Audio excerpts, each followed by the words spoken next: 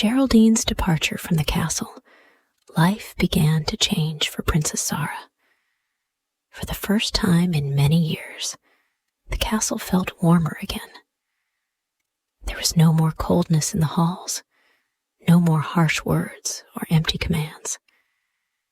The king, though still grieving, began to realize that he needed to be more present for his children, especially Zara. Zara's days became lighter. She no longer spent her time working endlessly under her stepmother's watchful eye. Instead, she found herself once again in the gardens, where she could feel the warmth of the sun on her face and the soft breeze in her hair. She would often visit the village to help the people there, but now her actions were met with more gratitude and admiration. People noticed that she was free from the oppressive shadow of Geraldine. One day, as Zara walked through the village, she was greeted by a young woman who had worked as a seamstress in the castle. "Your Highness, we heard what happened with Geraldine," she said. "The village has missed your kindness. We're so glad to see you smiling again." Zara smiled back, her heart lifting with the praise. "I'm glad to be back with the people I love," she said, feeling a warmth spread through her. The kindness and respect from the villagers were healing her spirit. Back in the castle, King Edwin began to spend more time with his children. He took Princess Zara on walks through the gardens, and they would talk about their memories of Queen Amelia. The king shared stories of his late wife, recalling how they had met, how they had fallen in love, and how the queen's kindness had always guided their family. Though Zara missed her mother dearly, hearing these stories brought her comfort. She could almost feel her mother's presence in the stories, and it helped her understand how much her mother had shaped their family and kingdom. As the days passed, King Edwin began to see just how much Zara had grown.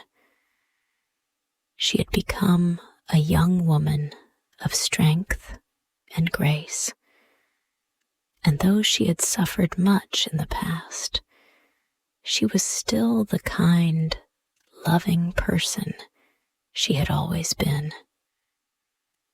One evening, the king invited Zara to dinner in the royal hall.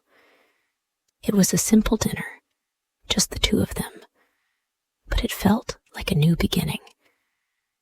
They ate quietly at first, but soon King Edwin looked at Zara and said, "I've been thinking a lot about how I treated you before. I was blind to what was happening in this castle. You've shown so much patience and kindness, and for that, I am truly sorry." Zara's heart softened. "It wasn't your fault, Father. I know you were busy with the kingdom and your grief, but I've always known you loved me." The king reached across the table and took Zara's hand. "I do love you more than anything. I should have been there for you and for Noah. I can only hope that you will forgive me." Zara nodded, a gentle smile forming on her lips. "There's nothing to forgive. We're family, and that's what matters." From that moment on, the bond between them grew even stronger. King Edwin began to trust Zara more, and she felt the warmth of his love once again. He started to rely on her advice and wisdom, asking her thoughts on matters of the kingdom. Zara, too, began to feel that she had a place in the royal family, one that was built on love and respect. As the months went by, Princess Zara's role in the kingdom began to grow. With her father's encouragement, she started to take on more responsibility. She began helping him with his duties as king, meeting with village leaders, and offering her ideas on how to improve the lives of the people. Zara was keenly aware of the struggles that the villagers faced, and she wanted to help. She suggested creating more schools for the children, building more homes for the poor, and offering better medical care for the sick. Her ideas were simple but powerful, and soon the people of Avalora began to see a difference. Her efforts didn't go unnoticed. Word spread of the kind and wise princess who was working alongside her father to make the kingdom a better place for everyone. The villagers, who had long admired her, now had even more reasons to celebrate her. She was not just a symbol of royalty, but a true leader in her own right. One day, Zara walked through the village with her father, the people greeting them warmly. An older woman approached her, taking her hands in her own. "Your Highness, we see the change in you. You're not just a princess. You're a queen in the making." Zara smiled at the woman, touched by her words. "I just want to help," she said humbly. But deep down, she knew that her mother's spirit lived on in her, and the woman she had become was a reflection of the love and kindness her mother had always shown. As Princess Zara continued to help her father with the kingdom's affairs, she and Prince Noah grew closer. Noah, who had once been distant and unsure of his role, began to see his sister in a new light. He saw the strength and wisdom in her, and he came to rely on her judgment more than ever before. One evening, after a long day of work, Noah sat beside Zara in the royal garden. "You've changed so much, Zara," he said, his voice full of admiration. "You've become someone who can truly lead. I'm proud of you." Zara smiled, a feeling of warmth spreading through her. "I've learned from the best. You've always been there for me, Noah. I couldn't have made it through without you." Noah nodded, his expression thoughtful. "I think it's time we work together to rule the kingdom. You've proven that you have the strength to lead, and I trust you completely." And with that, the siblings began to share the responsibility of ruling the kingdom. Together, they led Avalora into a new era, one where kindness and wisdom ruled, and the people thrived. The kingdom of Avalora was changing, and Princess Zara was at the heart of that transformation. With each passing day, she grew more confident in her role as a leader.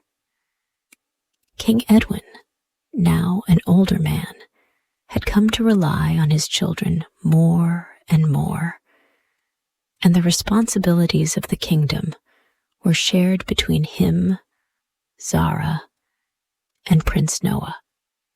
Zara, with her natural kindness and wisdom, took on many tasks. She worked closely with the village leaders, listened to the people, and helped to create laws that would better serve the kingdom. Her first major task was to oversee the rebuilding of the village roads, which had been damaged by years of neglect. She walked alongside the workers, offering encouragement and helping where she could. The villagers saw how hard she worked, and many began to think of her as their true leader. They respected her not just for her title, but for the way she treated them with respect and care. One evening, as Zara and Noah met to discuss matters of the kingdom, Noah said, "Zara, you've really become the leader of this kingdom. Father might be king, but it's you who is making the real difference." Zara smiled humbly. "We're a team, Noah. I couldn't do this without you by my side." Noah nodded. "We will rule together. Avalora will be better because of both of us." As they worked together, Noah and Zara began to share more than just the duties of ruling. They began to share their dreams for the future of the kingdom. They talked about a place where the people were valued, where every child had an education, where the sick had access to care, and where kindness was the law of the land. Zara had always dreamed of a world where everyone was treated equally, and now, with her brother by her side, she felt like that dream was within reach. As the years passed, Avalora flourished under the joint rule of Princess Zara and Prince Noah. The kingdom was peaceful, prosperous, and filled with hope. The roads were rebuilt, new schools were established, and medical care for the sick improved. The people of Avalora were happy, and the once quiet and cold castle now rang with laughter and joy. King Edwin, though still the ruler of the land, found that he no longer needed to oversee everything himself. He had raised 2 children who were capable of ruling with wisdom and kindness. For the first time in many years, King Edwin allowed himself to relax and enjoy the peace he had helped create. One day, King Edwin called Zara and Noah into his chambers. "You've both made me proud," he said, his voice filled with emotion. "I know the kingdom is in good hands with you two." Zara, always humble, bowed her head slightly. "We couldn't have done it without you, Father. You taught us how to be good leaders." King Edwin smiled, his heart swelling with pride. "You've surpassed me in every way. It's time for me to step back and allow you both to lead fully. I trust you both to do what's best for Avalora." Zara's heart swelled with love and gratitude for her father. Though he had once been distant, he had now become a wise and supportive presence in her life. She knew that he would always be there for her and Noah, offering advice when needed, but giving them the space to lead. Though King Edwin had stepped back from active rule, he remained a beloved figure in Avalora. His years of service were honored, and he was revered as the father of the kingdom. He spent his days walking through the castle, visiting the gardens, and enjoying the peace he had helped to create. Princess Zara, now fully in charge of the kingdom alongside Prince Noah, worked tirelessly to continue the progress they had made. She focused on strengthening relationships with neighboring kingdoms and building a network of allies that would help Avalora maintain peace for years to come. As Zara and Noah worked together, they became more than just siblings. They became true partners in ruling Avalora.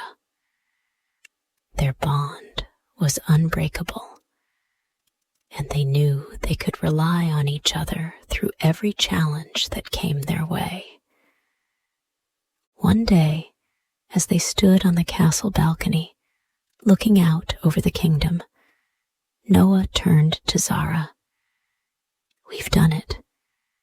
The kingdom is stronger than ever.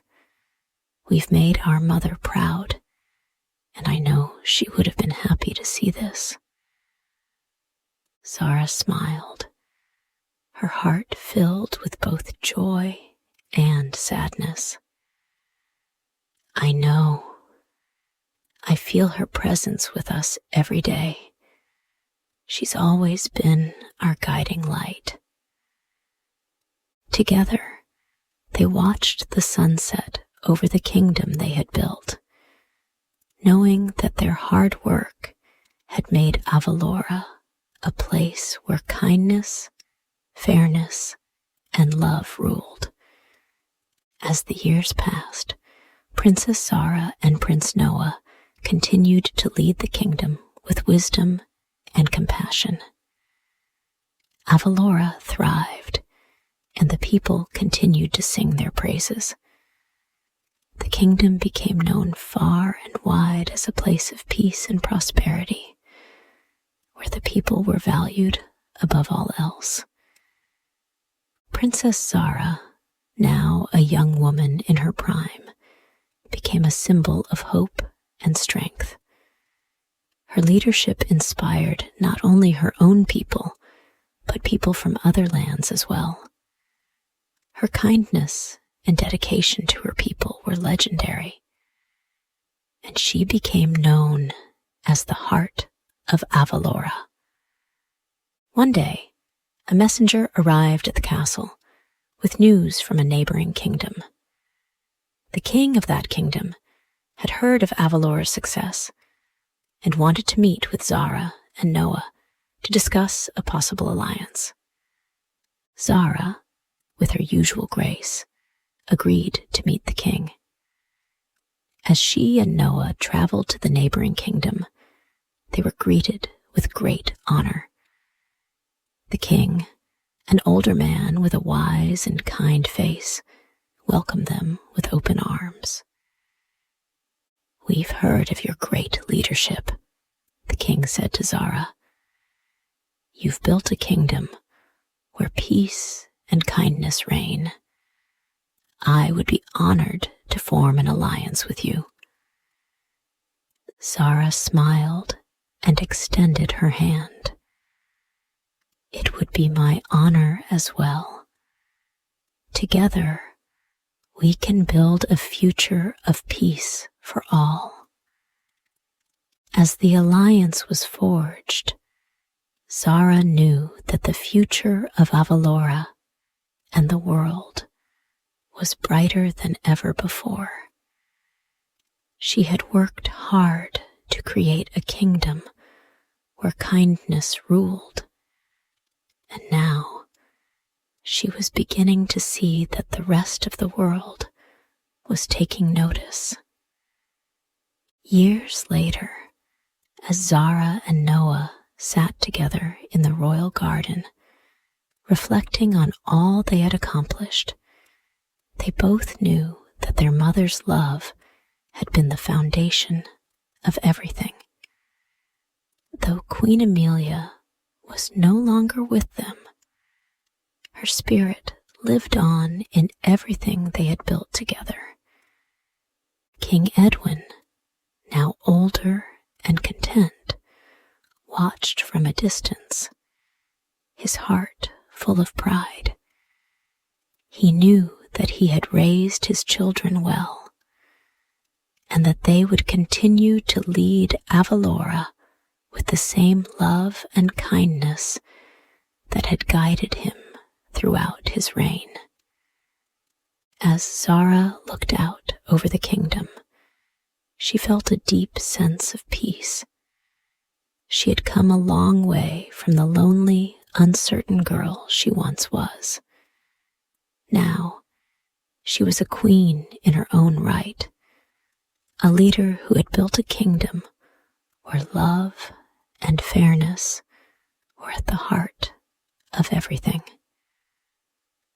And so, the story of Princess Zara, the kind queen of Avalora, became one that would be told for generations to come.